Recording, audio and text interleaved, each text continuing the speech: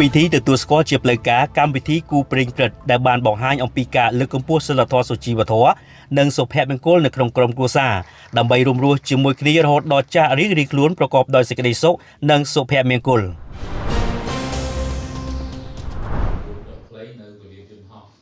កម្មវិធីគូព្រេងព្រឹត្តរៀបចំឡើងដោយក្រុមហ៊ុនកោះស្លាកែ Studio និងផលិតកម្ម Davidra ត្រូវបានធ្វើពិធីប្រកាសទទួលស្គាល់ជាផ្លូវការកាលពីចុងសប្តាហ៍នេះនាកោះស្លាកែ Studio ដែលមានទីតាំងស្ថិតនៅភូមិដីឥដ្ឋកោះផុសឃុំដីឥដ្ឋស្រុកគៀនស្វាយខេត្តកណ្ដាលក្រោមវត្តមានអាដាមនេពេត្រារដ្ឋមន្ត្រីក្រសួងព័ត៌មានមានប្រសាសន៍នៃឱកាសនោះអាដាមនេពេត្រាគូបញ្ជាក់ថាការផលិតនៅកម្មវិធីគូព្រេងព្រឹត្តនេះឡើងពិតជាបានរួមចំណែកចែករំលែកផ្ដល់ចំណេះដឹងបទពិសោធន៍ល្អៗនៅក្នុងទំនាក់ទំនងគ្រួសាររវាងប្តីនិងប្រពន្ធដល់សាធារណជនដើម្បីលើកកម្ពស់ស្មារតីទទួលខុសត្រូវនៅក្នុងគ្រួសារបណ្ដុះភាពជាគំរូសេចក្តីស្រឡាញ់និងភាពស្មោះត្រង់ការគោរពនិងផ្ដល់តម្លៃចេះអត់ឱននិងអធ្យាស្រ័យគ្នានៅក្នុងការកសាងសុភមង្គលសិរីសួស្តីនិងសុខដុមនីយកម្មសង្គមគ្រួសារ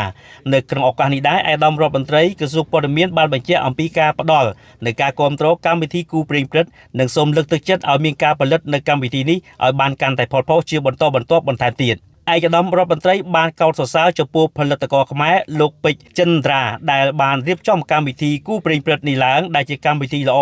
បានផលិត content មានសារៈសំខាន់សម្រាប់លើកកម្ពស់សីលធម៌សុជីវធម៌និងសុភមង្គលនៅក្នុងក្រុមគ្រួសារដ៏ល្អផូរផង់របស់ខ្មែរជាមួយនេះដែរអាដាមក៏បានវិតម្លៃខ្ពស់ចំពោះខ្លឹមសារនិងអត្ថន័យរបស់កម្មវិធីគូព្រេងព្រឹត្តគឺមានភាពជ្រៅជ្រះហើយក៏ជាកម្មវិធី